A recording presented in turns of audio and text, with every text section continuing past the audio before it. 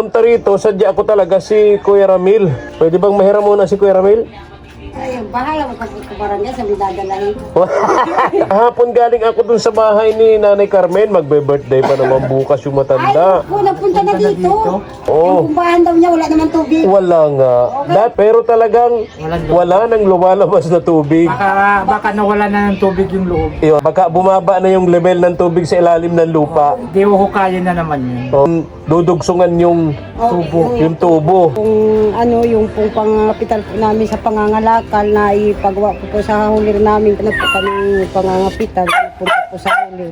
Yung pang-araw-araw po sa mga pong pamaalaw sila. Kaya sabi ko, bago sana yung mga gulong, yun naman dipitrin siya yung loob. Problema, wala na kami puhunan.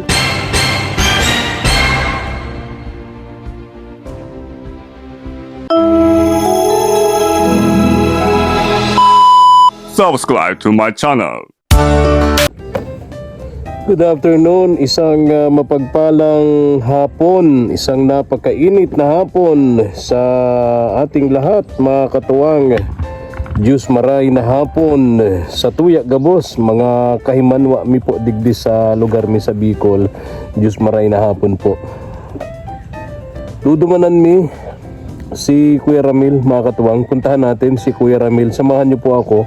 Yung gumawa nung Jetmatic pump, yung bomba ng tubig ni Nanay Carmen. Puntahan po natin kasi nung una, ang problema dun lang sa mga adjustment, no? Dun lang sa mga adjustment kung bakit nagkakaproblema, walang lumalabas na tubig. Pero ngayon, nandun ako mismo ang bomba doon sa Jetmatic pump, walang lumalabas na tubig, mga katuwang, no? Iniisip natin, siguro kayo din, dahil mainit na ngayon yung tubig, yung level niya bumababa, no? Yun naman ay nag-promise naman sa akin ng si Kuya Ramil, yung grupo niya, na pag tag-init, dadagdagan nila yun ng tubo para maabot yung level ng tubig dun sa ilalim ng lupa, mga katuwang. So tara po, samahan niyo po ako. Pupuntahan natin si Kuya Ramil at tingnan natin, sana magawa na. Kausapin natin, mga katuwang. Tara po. Puro bayaran pa, yawan. Mga ganyang hanap buhay, Punta pa sa... isang araw kang hindi makakilos, malaking kawalan, ano? ilang ano na nawala sa amin. Huwag mo saktan ang aso, Ate Malu. Oo. Hoy! Labas yan! Labas. Labas. Tuloy po ka barangay, tuloy po. Sige lang. Ako. Dito na ako at alis na rin ako. At ako punta rito, sadya ako talaga si Kuya Ramil. At pwede bang mahiram muna si Kuya Ramil? Ay, bahala mo kasi kumaran niya sa dadalahin. Joke lang. Ikaw talaga si Ate Malu. Masyadong seryoso si Ate Malu. Kuya Ramil, kahapon galing ako dun sa bahay ni Nanay Carmen. Magbe-birthday pa naman bukas yung matanda. Ay, naku, napunta na dito. Saglitin ka mamayang hapon pag ano-ano ang init. Oo. Yung kumbahan daw niya, wala naman tubig. Wala nga. Dati baga problema natin, Kuya Ramil, adjustment. Kumbaga, hindi masyadong kabisado yung adjustment nung bumbahan ng tubig.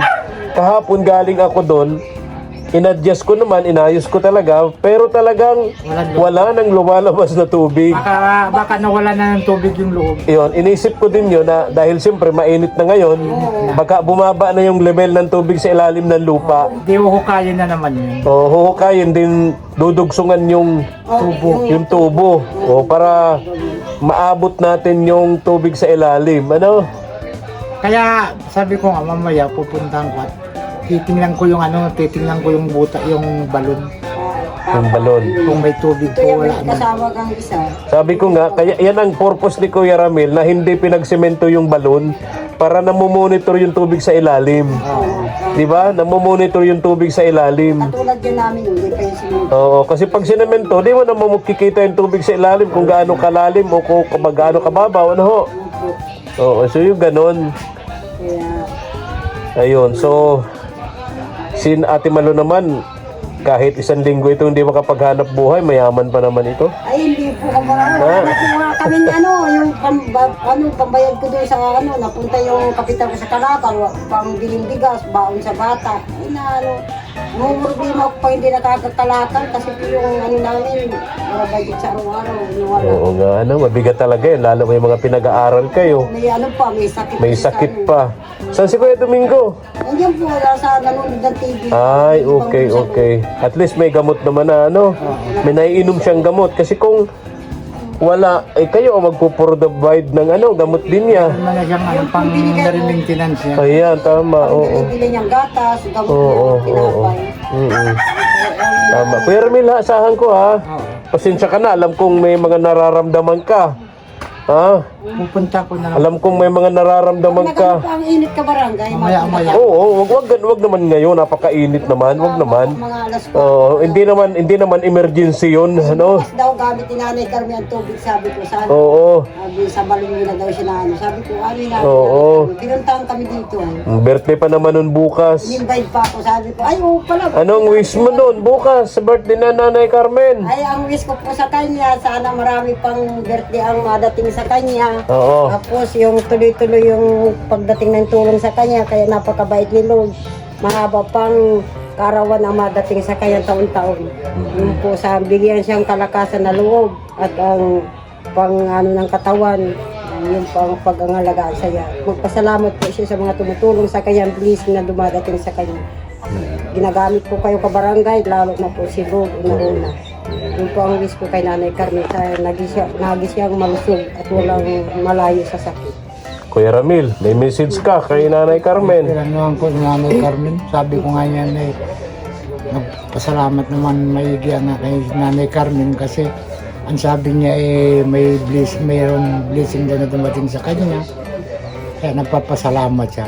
Okay naman sa akin yun, Nanay Carmen. Mabait, masipag, Napakasipag na matanda, Wala po kayo 79 years old.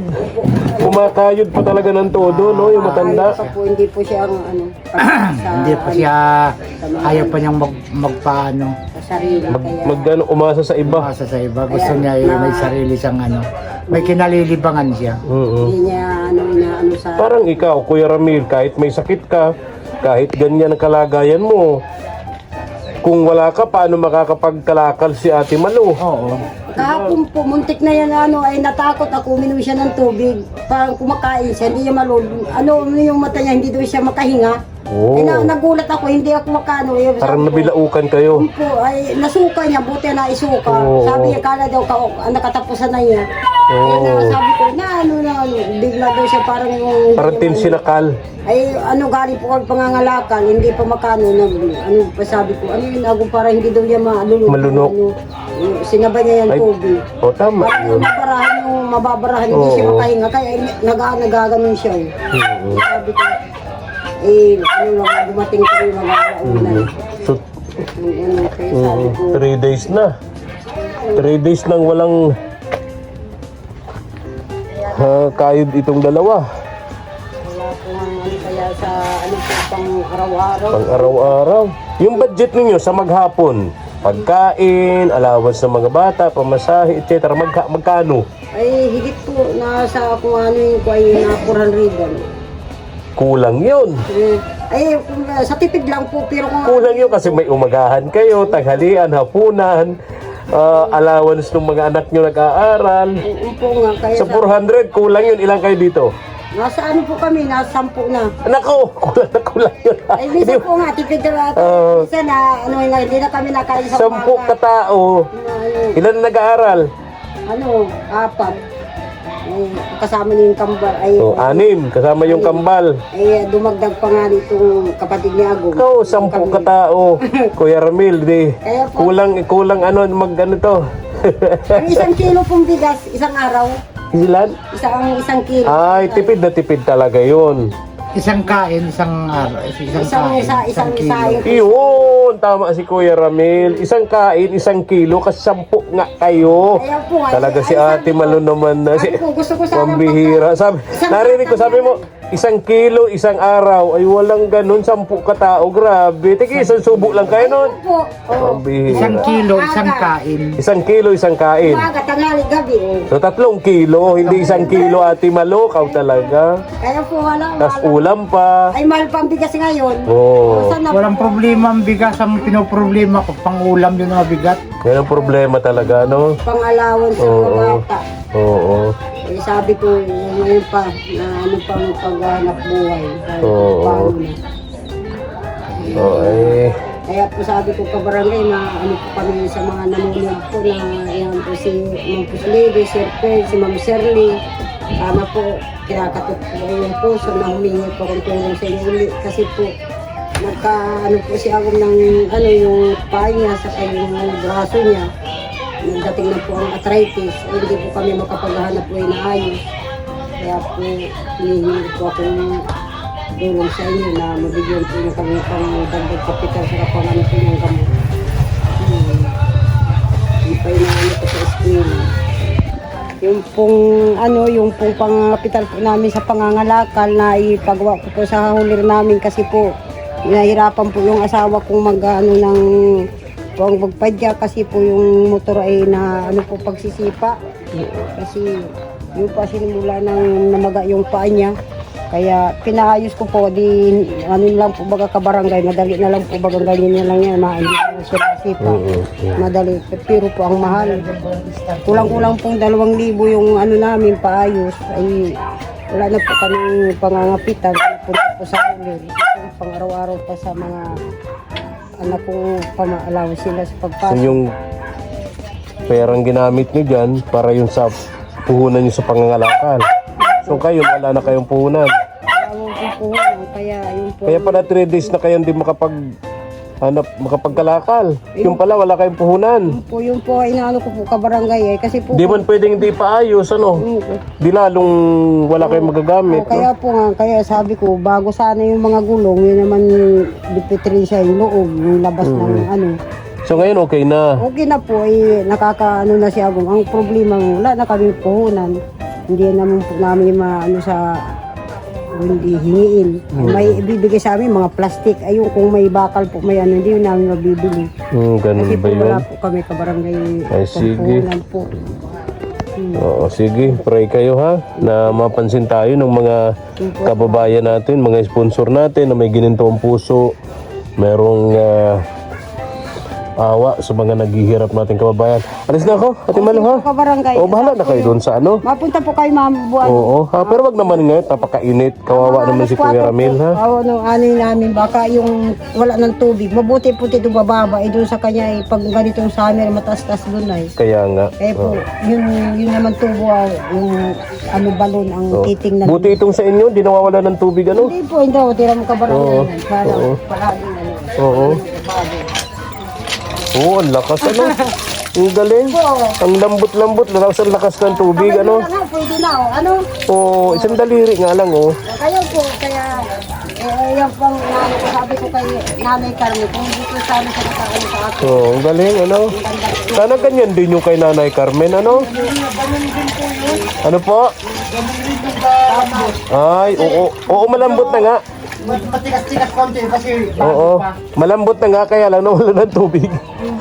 Sige, alis na ako ha. Po po kabarangay, pupuntahan po na. Oo, salamat Ate Malo. Thank you. Kuya Ramil. Oo. Sa namin ba? Opo. Magawa namin remedyo para Opo. sa kaarawan niya. Opo, salamat po Ate Malo. Thank you. Tara na po mga katuwang.